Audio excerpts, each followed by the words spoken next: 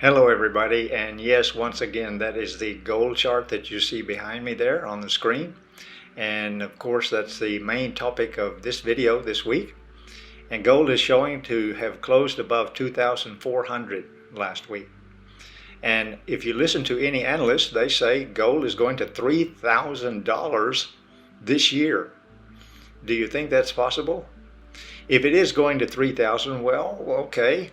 What's the best price to buy gold at right now? Well, let's have a look at the technical charts and see what they tell us.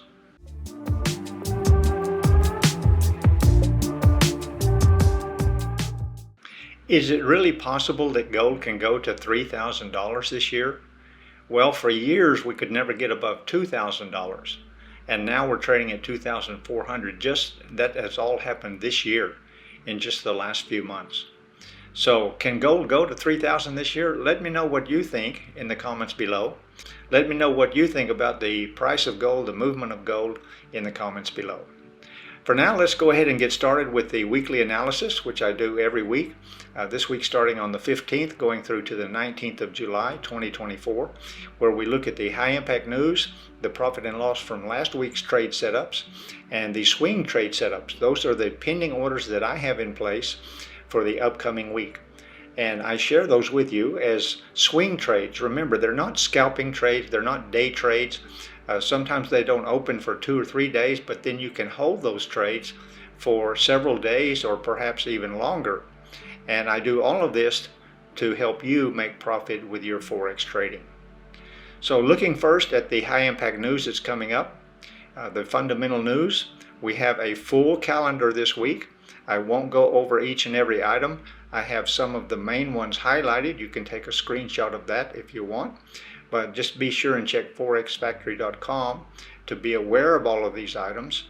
And of course, the one that I always like to point out is Federal Chair Jerome Powell will be speaking again. He spoke twice last week. He will be speaking again this upcoming week on Monday, quite late in Southeast Asia where I live, just 1 hour before midnight. So be sure and check forexfactory.com for your local times. And there's a lot of items on here, not so many for the US dollar this week, but quite a few for the other currencies, Canadian, the pound, the New Zealand, Australian, and the euro.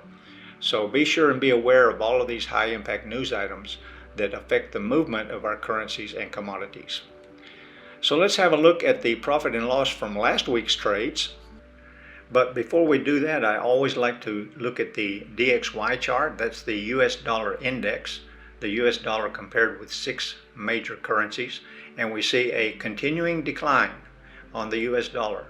There's been a lot of bad economic news coming out recently, and so the US dollar continues to go down, and that's why you will find in my pending orders I am bullish on the major pairs and of course gold as well.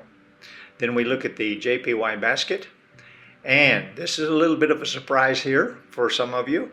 Look at that big green candle there on Thursday of last week. Don't be too overwhelmed by what you see here. It doesn't mean that the Japanese yen is getting stronger. We had a lot of bad news on Thursday and Friday on the U.S. economy. So the weakness of the U.S. dollar allowed for the Japanese yen to move up. But what you can do, if you look back here, we had a similar move back in January, a big move. But then, as I have said many times showing you the JPY basket, it's not sustainable. And we continue to see a decline in the strength of the Japanese yen. So this one is one to watch for sure, but I am expecting to see that this is going to just fizzle out, and we'll see a continuing decline with the Japanese yen. The same old sad story. Jumping over to the gold chart, XAU USD, what I shared with you last week was a buy limit, and I had 2 prices where you could enter between 23.54 and 23.65. And it did come down just a little bit below 23.54, so that order opened on Monday, and then it just continued to move into profit. Came down a little bit on Tuesday, but then continued on up into profit for a whopping 710 pips before the market closed on Friday in the U.S. session. 710 pips profit on that trade with gold. What about the Euro US? This one was also very profitable.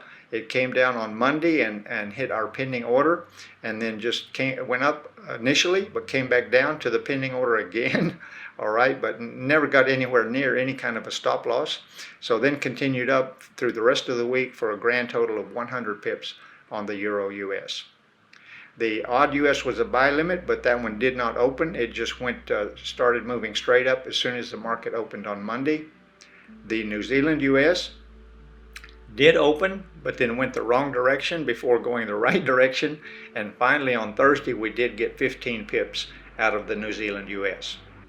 Then the pound US did not open, unfortunately. It came down close to the pending order, and then on Wednesday came down again closer to the pending order, but did not quite get to our pending order price of 1.2765, unfortunately, because this was a move of over 200 pips throughout the week. The USD CAD was a sell limit, and this one also got close to the pending order, but that one did not open. And then the UJ, well, the UJ always pays off, almost always. All right, this one opened on Monday and then went straight into profit throughout the week until we had that bad news on the U.S. economy on Thursday, and then more bad news on Friday. But still, on Wednesday, and then if you'd have closed it sometime during Thursday, you could have got 110 pips out of the UJ.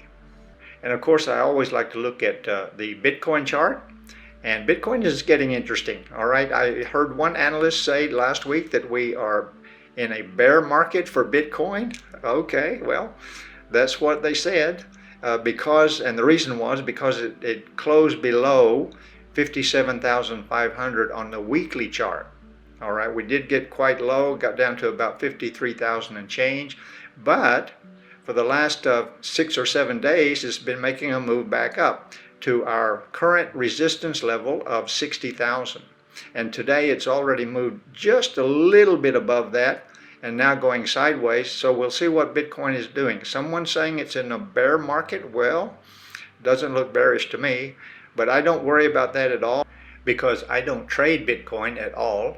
I just buy Bitcoin on a regular dollar cost averaging basis as a digital asset security for the future.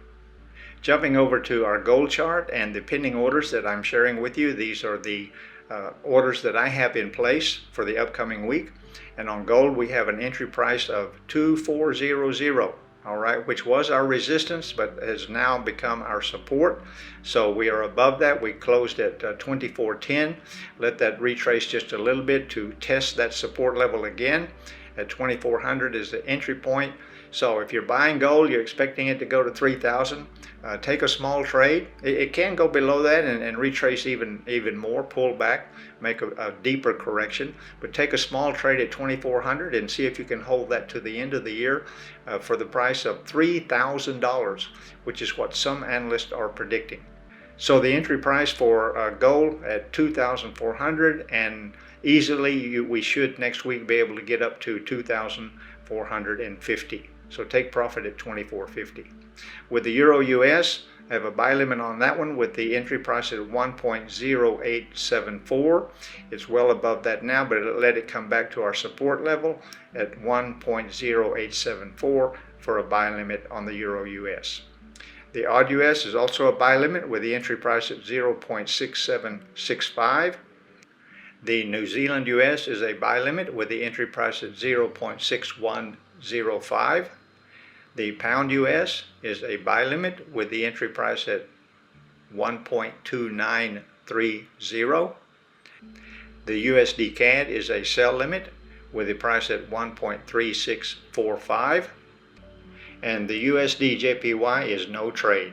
After such a big move last week, and it looks like it's bearish, okay, well, I'm going to wait and see because it's been bullish for so long, and we know that these kind of moves are not sustainable. This is very likely to turn around and go the other direction, but it might take a few days or a week or so for this to play out to get back to where it was, but I'll just wait and see. Just be patient, okay? Be patient. Let the market come to you. This is what I always say, what I always teach. Let the market come to you.